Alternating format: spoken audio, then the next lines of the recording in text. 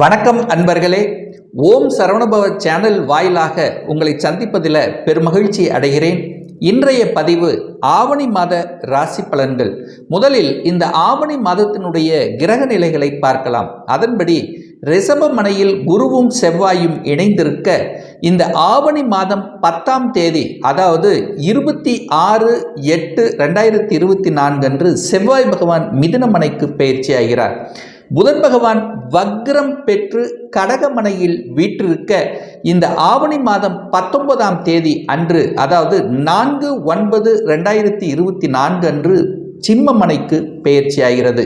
இந்த ஆவணி மாதம் முழுவதும் சூரிய பகவான் சிம்மமனையில் வீற்றிருக்க, அதாவது ஆட்சி பலம் பெற்று வீற்றிருக்க, சுக்கிர பகவான் பார்த்தீங்கன்னா சிம்ம மனையிலிருந்து கன்னி மனைக்கு இந்த ஆவணி மாதம் 9ஆம் தேதி, அதாவது 25/8/2024 அன்று பெயர்ச்சி அடைகிறது.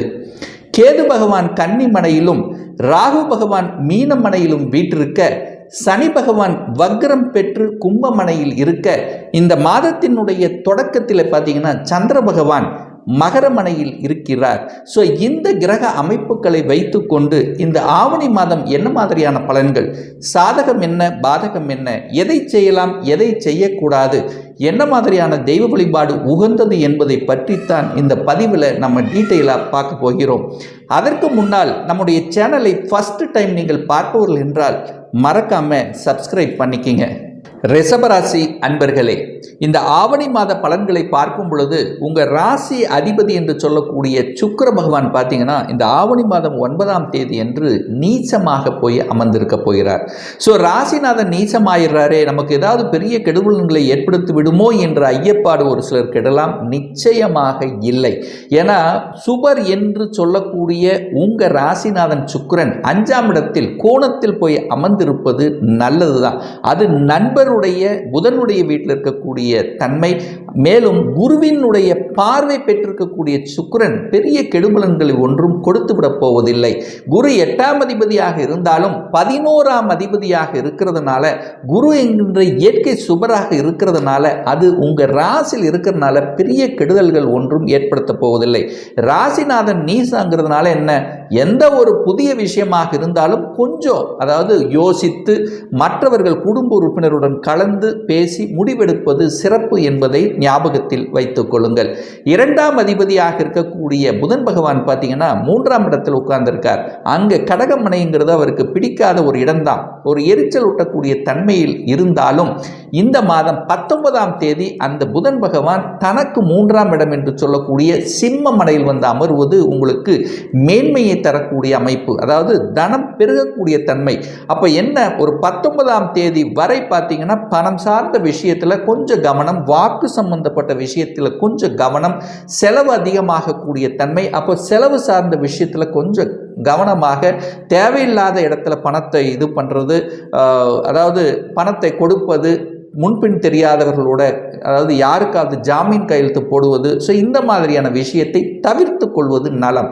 ஆனால் 19ஆம் தேதிக்கு அப்புறம் பார்த்தீங்கன்னா 2ஆம் அதிபதி 4ஆம் இடத்தில் வந்து அமர்ந்து கொண்டு சூரியனுடைய வீட்டில், அது அதிநட்பு வீட்டில் அவருக்கு பிடித்தமான அந்த சூரியனோட சேர்ந்து, சூரியன் அங்கே ஆட்சி பலத்துடன் வலிமையாக இருந்து புதன் ஆதித்ய யோகத்துடன் இருக்கும் பொழுது நிச்சயமாக குடும்பத்தில் இருக்கக்கூடிய பிரச்சனைகள் நிச்சயமாக 19ஆம் தேதிக்கு அப்புறம் விலகப் போகிறது. கணவன் மனைவிக்குள்ளே நல்ல ஒரு அன்னோனியம் கொடுக்க போகிறது 19ஆம் தேதிக்கு அப்புறம். தனம் 19ஆம் தேதிக்கு அப்புறம் பெருக போகிறது, வருமானம் பெருக போகிறது, பொருளாதாரத்தில் ஏற்றத்தை கொடுக்கக்கூடிய தன்மை, உங்களுடைய வாக்கு சாமர்த்தியமாக, புத்திசாலித்தனமாக, எதை எங்க பேசணும், எப்படி செயல்படணுங்கிற ஸ்ட்ராட்டஜிக் தன்மை நல்லா இருக்கும். பேச்சை மூலதனமாக போட்டு செய்யக்கூடிய அனைத்து விதமான தொழில்கள் மூலமாக நல்லவைகள் நடக்கக்கூடிய தன்மை. என்ன பேச்சை மூலமாக, சொல்லி கொடுத்தல், ஆசிரியர் சம்பந்தப்பட்ட தொழில், போதனை செய்வது, சட்டத்துறை, நிதித்துறை, நீதித்துறை, ஸோ இந்த மாதிரியான துறையில் இருப்பவர்களுக்கு நல்லது. அதே சமயத்தில் டார்கெட் வைத்து செய்யக்கூடிய தொழில்கள் அப்படி இருக்கு பார்த்தீங்கன்னா, மார்க்கெட்டிங் தொழில், அதுவும் உங்களுக்கு நல்லா இருக்கக்கூடிய அமைப்புகள். அதாவது வேற என்ன மாதிரி நீங்கள் புத்தி அறிவை வச்சு செய்யக்கூடிய அனைத்து தொழில்களும் நல்லவைகள் நடக்கக்கூடிய அமைப்பை நிச்சயமாக உருவாக்கும். சரி, மனம் சார்ந்த விஷயங்கள் நன்றாக இருக்குமா? நம்மளுடைய எண்ணம், செயல், சிந்தனைகள் நேர்கோட்டில் இருக்குமா? நிச்சயமாக இருக்கும். நல்ல ஸ்ட்ராட்டஜி பிளான். புதனுங்கிறது புத்திசாலித்தனம் கிரகம், நன்றாக இருந்தாலே புத்திசாலித்தனம் வெளிப்படுத்திடும் அல்லவா? அப்போ அது நல்லா இருக்கு. சகோதர சகோதரிகள் மூலமாக நல்லவைகள் நடக்கக்கூடிய தன்மையும் இந்த காலகட்டம் உங்களுக்கு உண்டு அப்படின்னு எடுத்துக்கலாம். 4ஆம் அதிபதி வலுப்பெற்றிருக்கக்கூடிய ஒரு மாதம். இந்த ஆவணி மாதம் முழுவதும் சூரியன் ஆட்சி பலத்துடன் வலிமையாக இருக்கார். ஒரு வருடத்துக்கு ஒரு முறை நிகழக்கூடிய இந்த அமைப்பு. 4ஆம் அதிபதி வலுப்பெறுகிறது. தாயின் மூலமாக நல்லவைகள் நடக்கக்கூடிய தன்மை. தாயினுடைய உடல்நலத்திலிருந்து வந்த பிரச்சனைகள் தீரப்போகிறது. தாயின் விஷயத்தில், சொத்துக்கள் விஷயம் அல்லது தாய் சம்பந்தப்பட்ட வகையார சம்பந்தப்பட்ட உறவுகள் சார்ந்த விஷயத்தில் இருந்து வந்து நல்லவைகள் நடக்கக்கூடிய தன்மை. 4ஆம் இடம் என்பது சுகஸ்தானம். சுகம் சார்ந்த விஷயத்தில் பெருக்கி கொள்ளக்கூடிய ஆர்வத்தை உருவாக்கும். என்ன, ஒரு வீடு, வண்டி, வாகனம், அதாவது சுகத்தை பெருக்கிக் கொள்ளக்கூடிய தன்மை. வீடு வாங்கணுமா, வாங்கக்கூடிய யோகம் இருக்கிறது. அல்லது கட்டின வீட்டை வாங்கலாமா, அல்லது கட்டலாமா. ஸோ எதனாலும் உங்களுக்கு நல்லவைகள், நல்ல அனுகூலங்கள் கிடைக்கக்கூடிய தன்மை. புதிய வாகனங்கள் வாங்கக்கூடிய தன்மை. தாய் நன்றாக இருக்கக்கூடிய தன்மை. ஸோ இதெல்லாமே நல்லா இருக்கு. 5ஆம் இடம் பூர்வ புண்ணியஸ்தானம், பஞ்சமஸ்தானம் என்று சொல்லக்கூடிய 5ஆம் இடத்தை குரு பார்க்கிறார். அப்போ 5ஆம் இடம் நல்லா இருக்க போகிறது. 5ஆம் இடம் என்பது குழந்தை ஸ்தானம்.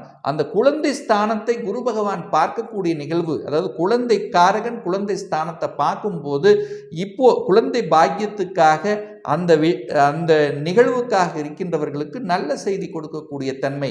ஏற்கனவே ட்ரீட்மெண்ட்ல இருக்கிறேன், ஏன்னா கேதங்கு இருக்கார். கேதங்கு ஒரு மருத்துவ கிரகம் அல்லவா?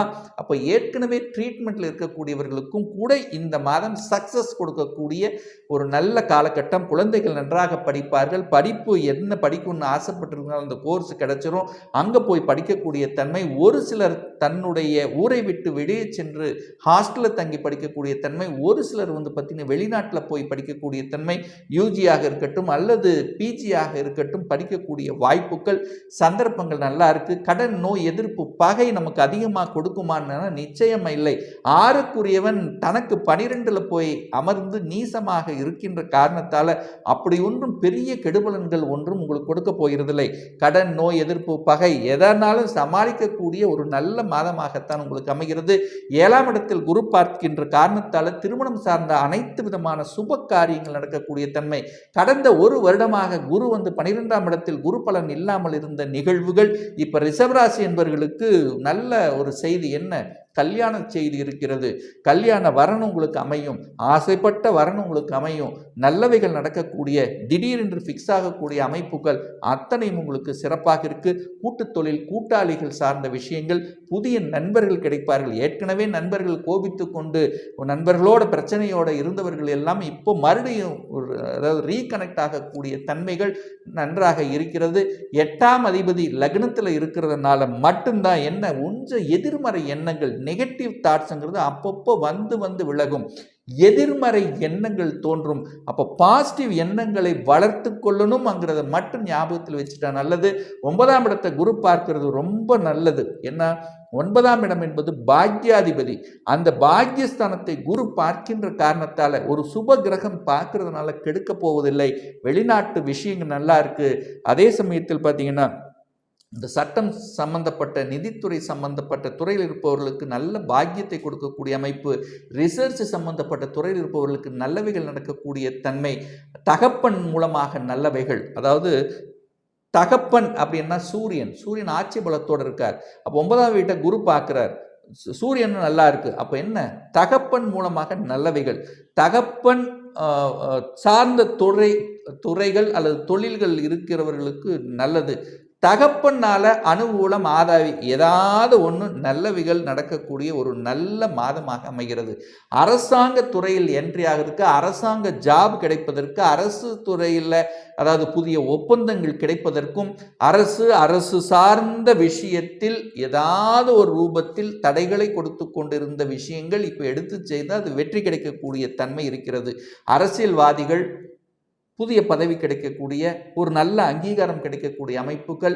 10ஆம் இடத்துல சனி உட்கார்ந்துருக்கார், இப்போ வக்ரம் பெற்று உட்கார்ந்துருக்கார். இப்போ இதுவரைக்கு ஒரு நல்ல வேலை கிடைக்கல, வேலையில் மந்தமாக இருக்குது, டல்லாக இருக்குது, வேலை மாறிடலாமா, எந்த மாற்றமாக இருந்தாலும் ஒரு நல்ல மாற்றமாக உங்களுக்கு அமையும். புரிந்து கொள்ளக்கூடிய தன்மை, உயர் அதிகாரிகள் உங்களை புரிந்து கொள்ளக்கூடிய தன்மை. என்ன சனி சூரியன் பார்த்துக்கிறதுனால சில எரிச்சல் ஊட்டக்கூடிய தன்மைகளை உருவாக்கும். அது மட்டும் கொஞ்சம் கவனம். கோபம் ஆக்ரோஷத்தை தவிர்த்து கொள்வது நல்லது. 11ஆம் இடத்தில் ராகு இருப்பது நல்லது. ராகு உபஜயஸ்தானத்தில் இருக்கிறது நல்லது நடக்கக்கூடிய அமைப்பு. அது குருவின் வீட்டில் இருக்கக்கூடிய ராகு நல்லதை கொடுக்க போகிறது. என்ன கொடுக்க போகிறது? வெளிநாட்டு தொடர்புகளை கொடுக்க போகிறது. அந்நிய மதத்தின் மூலமாக நல்லவைகள், கடல் கடந்து செல்லக்கூடிய தன்மைகள், இதெல்லாமே உங்களுக்கு சிறப்பை ஏற்படுத்தி கொடுக்கக்கூடிய ஒரு நல்ல மாதமாக இந்த ரிஷபராசினருக்கு நிச்சயமாக அமையும். ஒரு நல்ல தெய்வ வழிபாடு இந்த ரிஷபராசி அன்பர்களுக்கு அப்படின்னு எடுத்துக்கொண்டால், அதாவது தொழிலில் ஒரு பிரச்சனை இருக்கிறது, நமக்கு தொழில் ரீதியில் ஒரு வளர்ச்சி கொடுக்கல, வேலையில் ஒரு மந்தத்தன்மை இருக்குது அப்படின்னா, இந்த மாதம் ஆவணி மாதம் பார்த்திங்கன்னா சனி பகவானுடைய ஜெயந்தி வர இருக்கிறது. சனியன்னாலே தொழில் காரகன்னு சொல்லுவோம் பார்த்திங்களா. அப்போது யாருக்கெல்லாம் உடல்நலம் சார்ந்த விஷயத்தில் தொந்தரவு, தொழிலில் பிரச்சனை, எதிர்ப்பு, பகை இருக்கிறது, ஒரு நல்ல பிஸ்னஸில் ஒரு பார்ட்னர்ஷிப் அமைய மாட்டேங்குது. ஸோ இந்த மாதிரி இருக்கின்றவர்களுக்கெல்லாம் பார்த்திங்கன்னா இந்த ஆவணி மாதம் 11ஆம் தேதி 27/8/2024 அன்று செவ்வாய்க்கிழமை வருது. ஏன்னா சனிவின் பகவானுடைய ஜெயந்தி. ஸோ அன்றைய தினம் சனி பகவானை சென்று வழிபடுவது அல்லது ஆஞ்சநேயர் பகவானை வழிபடுவது அனைத்து விதத்திலும் நிச்சயமாக உங்களுக்கு ஒரு மேன்மையை உருவாக்கி கொடுக்கும். இப்போ நான் சொன்னது கோச்சார ரீதியாக இந்த மாதம், அதாவது ஆவணி மாதத்துக்குரிய ஒரு பொதுவான பலன்கள் தான். இந்த ராசி நட்சத்திரத்தில் பார்த்தீங்கன்னா பல லட்சக்கணக்கான பேர் இருப்பீங்க. எல்லாருக்கும் ஒரே மாதிரியான பலன்கள்ங்கிறது நிச்சயமாக இல்லை. ஒவ்வொருத்தரும் டிஃப்ரெண்ட். ஒவ்வொருத்தருடைய ஜாதக அமைப்புகளும் தசாபுத்திகளும் மாறுபடும். இந்த மாத பலன்களை கண்டினியூஸாக ஒரு 3 மாதத்துக்கு தொடர்ந்து பாருங்கள். இதில் சரியாக வரலன்னா உங்களுக்கு தசா புத்தியில் ஏதாவது ஒரு வகையில், அதாவது 6, 8, 12 தொடர்பை பெற்றிருக்கும் அப்படிங்கிறது தான் அமைப்பு.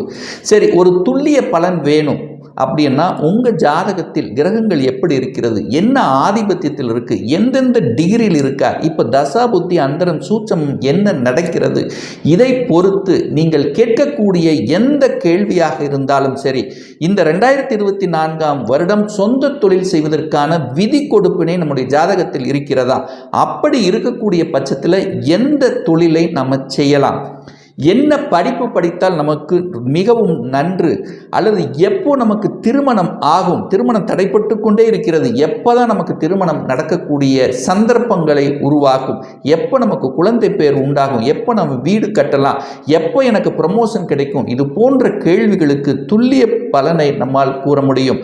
ஒரு பர்சனல் கன்சல்டேஷன் எடுத்துக்கணும், ஒரு சுய ஜாதகம் பார்க்கணும் என்று விருப்பமுடைய அன்பர்கள் டிஸ்பிளே தெரியக்கூடிய நம்பருக்கு வாட்ஸ்அப் மூலியமாகவோ ஃபோன் கால் மூலியமாகவோ தொடர்பு கொண்டு அப்பாயின்மெண்ட் பெற்றுக்கொண்டு கன்சல்டேஷன் எடுத்துக்கலாம். நிச்சயமாக இந்த பதிவு ஏதாவது ஒரு ரூபத்தில் உங்களுக்கு யூஸ்ஃபுல்லாக இருக்குங்கிறதுல எந்தவித மாற்று கருத்தும் கிடையாது.